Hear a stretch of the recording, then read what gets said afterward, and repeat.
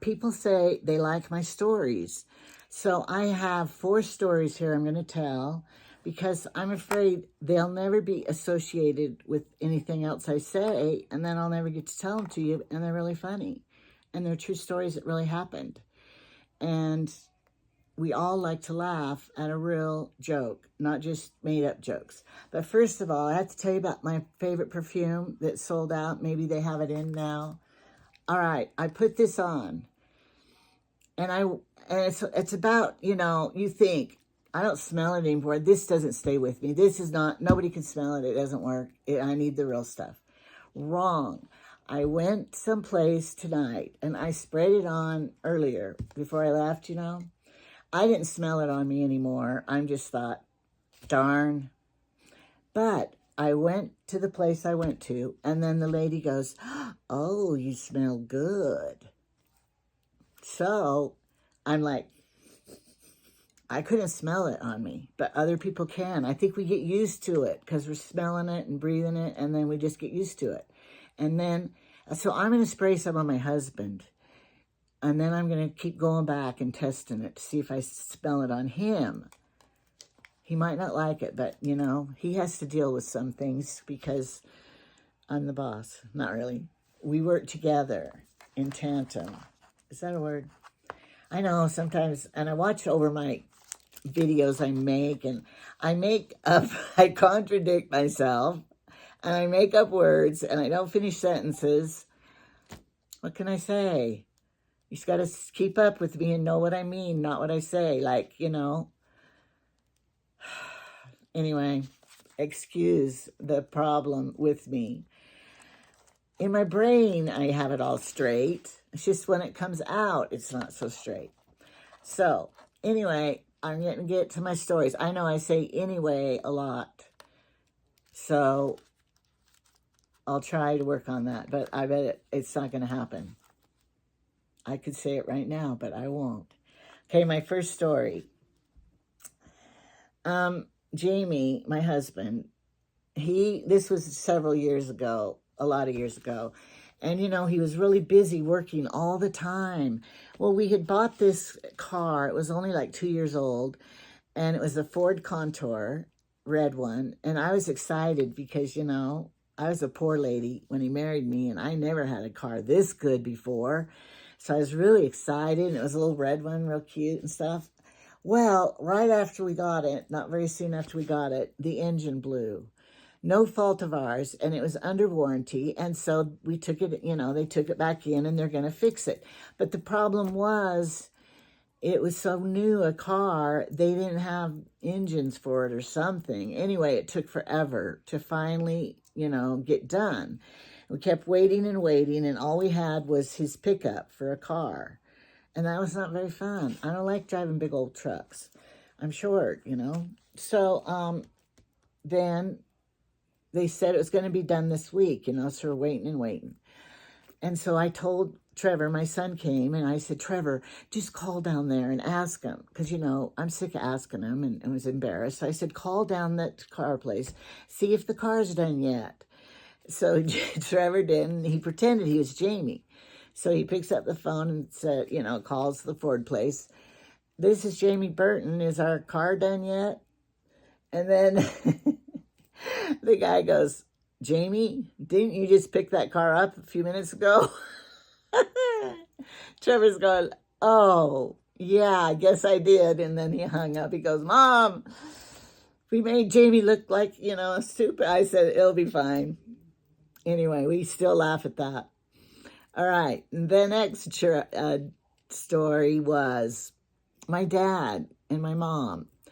They had a wonderful marriage, and my dad did anything my mother wanted. I mean, she was lucky because he worshipped her, and it reminded me of Ronald Reagan and Nancy Reagan's marriage. That's how my parents were, and he just worshipped her. Well, he would go to town 6 times a day if she wanted him to. He would, do anything she asked. So anyway, we were there visiting, and it was getting dinner time, and Mom said, Cuddy, remember his name was Cuddy, she was Mary Ellen, Cuddy, could you go to town and get some pizzas? Anyway, he goes, all right, how many? She said 2.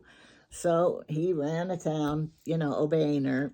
Came back a little bit later with this sack, and he handed it to Mother. And she goes, well, what's that? And he goes, well, you said you wanted that. And she looked in there. What are these 2 peaches for? And he goes, you said you wanted 2 peaches. She goes, I said I wanted 2 pizzas. Guess what my dad did? Went back to town. I don't know who ate the peaches, though, but we still laugh at that, how hard of hearing people. And then here's how I was hard of hearing, and I was young. And I had the motorcycle husband, that was an alcoholic. Well, this was probably his 2nd or 3rd DUI, and it was in the 80s, so I don't think they had as strict laws back then as they do now, because if you had that many now, well, he did get his license taken from him back then even. So he wasn't driving. I had to drive him everywhere, and I was pregnant, and all those kids, 5 kids, 6 kids at home, and it was just horrible. So I had to drive him early in the morning down. He had a crab fishing boat, and I had to drive him down there to go on the boat.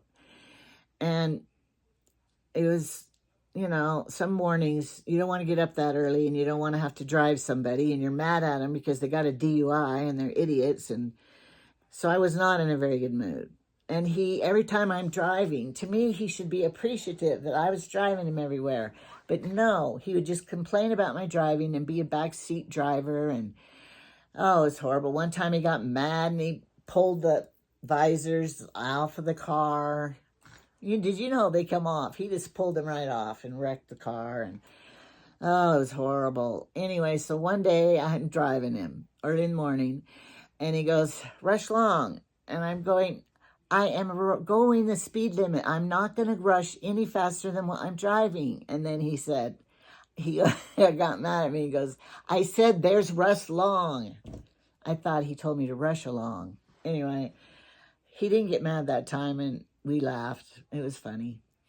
All right, now, this story is funny. Okay, we lived in Wyoming, and my family, where I moved from, was in Oregon. So 2 times a year, maybe 3 times a year, we would always have a vacation and go back to Oregon. And we would do it during spring break, Christmas break, and the summertime. So at this time, my husband had a van, which was funny because, I had those 6 kids and we had a little Mazda car. And they would get in, pile in, and I would tell them, pretend it's a van. So then when we married Jamie, we finally got a van, and Tyson goes, Mom, we don't have to pretend it's a van anymore. So we enjoyed that van. So anyway, we took it out to Oregon, and my husband pushes it to the limit with the gas. He wants to use every drop out of the gas tank before we get gas again. I'm the opposite. If it's below half and we're going by, I'm going to fill it up. I'm going to fill it up, because you never know how far you might need to go. Or you might get stranded and you have to leave the heater going because you're freezing. Or, I can think of all these things. Or you get lost. So anyway, I always keep that tank full. But he doesn't. And he's driving. And, I wasn't even paying attention. And so we're getting into somewhere in Nevada. And we run out of gas. And of course, I'm always mad. Jamie, why didn't you pay attention? Why didn't you we just passed, why didn't you stop and get gas there? Well, I thought we could go a little farther. So anyway, this has happened many times. So we're sitting at the top of this hill, and we're looking down. And when you look at a city down below, you can see the lights of the town hovering above in the sky at nighttime. So my husband's sitting there. Well, first of all, anytime we get into trouble like this, we pray. So all the kids, let me see, we had 1, 2, 3, 4, 5, probably 5 kids in the car, teenagers. And so we say a prayer, help us get out of this one and help us know what to do and find help, So then, because we like to teach our children to pray, and it does work. So anyway, we waiting. And finally my husband goes, hey, look at the city down there. I think if we push the car a little, we can maybe coast into town. I said, all right. So I had to drive because I was a better driver than pusher. And then the 3 teenage boys and Jamie all started pushing the van. So Jamie's on the outside of the passenger pushing, back here is Trevor, and Clint's on this side, and then Tyson's in the back pushing. And so we're picking up speed, you know. I think it was a little bit up and then it was down because they had to push it kind of far. And then it starts picking up speed. And so Jamie jumps in and Clint jumps in and Trevor jumps in. And then I realize we're going 20 miles an hour. And I'm thinking, Tyson can't run 20 miles an hour. Where's my baby boy? Did we leave him? You know, what happened? All of a sudden we felt a clunk on top of the roof. And then Trevor goes, no, he's on top of the roof. Oh, good. I didn't leave him. He didn't drag him behind or something.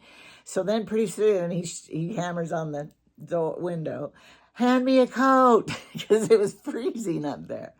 I mean, so anyway, I don't know how far we coasted into town, and he's up on top of the roof. It was at least 5 miles, I think, coasting down into town, building up speed. So I get the exit, and I said, should I slow down? And my husband goes, no, just keep going. And you know how they have the truck stops right inside the exit. So here we are going. And, you know, I didn't dare put on the gas because now it's kind of flattening out, but we're still going. Well, here we go by the truck stop, and I look over, and there's like 5 sheriff, state police cops over there at the truck stop eating inside with all those windows. And I go, oh no, because I know they're all looking at us driving under those bright lights right into the gas station. Sure enough, we just coasted perfect right there to get the gas. Tyson jumps down, and he's probably saying, how fun that was. That was cool. The cops came over. What the heck are you doing? Anyway, we explained to him, we were, the whole thing. And then he goes, well, don't ever do that again. Anyway, we still laugh at that story, though, how we coasted into town with Tyson on the roof. So, those are my 4 stories that I still laugh at today because they're funny. Now, I think if you guys have funny stories in your family that happen like this, you should write them down for your posterity to read. Now, I don't have to write them down because I told about them, but most of these stories people remember. Like Trevor, he was the one that got caught pretending to be Jamie, and he got caught in saying, is my car done? And we just laughed. It's like, well, they're going to think Jamie is the weirdo. And it's gotten me in trouble, too, because, Jamie can be a girl name. So when I first married him, I didn't have power over anything. The control, my name wasn't on anything. And, because it was just in his name, because I moved into his house. So I called the companies to fix things, and they go, no, only Jamie Burton can do it. He can only give us, the advice. So then I would pretend I'm Jamie, because that's a girl's name. And I would say, yes, this is Jamie. And they go, all right. And then they would do it. I got to change the electric or whatever the problem was. But one time it was the phone company. And then they go, all right, can we verify and update your profile, your personal information? I said, sure. Big mistake. Don't ever say any more than you have to. And then she goes, all right, let me see. It says here your wife is, I don't mean to pry, your wife is Angela. I didn't know what to say. So then I just kind of went, yes. So then, and I'm not knocking anybody, but then the phone company thought we were lesbians married. I didn't know what to do, but I just hung up and then said, Jamie, you're a girl and we're lesbians married. Anyway, we laugh at that one too. So be careful who what's it called when you pretend you're somebody else? So be careful, because you could get caught in a lie. Yes, we all lie sometimes. I just told it. We proved that I'm a liar. It's bad. I repented. And if you haven't subscribed, and everybody's saying they subscribe and then it disappears. Why? I think the punch buttons at YouTube something's wrong with them or something, maybe. But, you should just keep checking if you're subscribed. And if you're not, then just push it. Because remember, we already talked about it doesn't cost you anything. It doesn't get you into trouble. It does nothing, really, except help me. So if you want me to stick around, then keep doing it. Because, maybe it won't be worth it to me, and I'll just go, I would rather just sleep in and sew all day than make a video. But right now I like to make videos because it's kind of fun, and it's kind of fun to tell my stories and to share what I know, to help somebody maybe, or to, I don't know why, to prove people wrong. That was it. That's it. To prove people wrong, because they said nobody would want to listen to me, and I've always been I didn't go to college.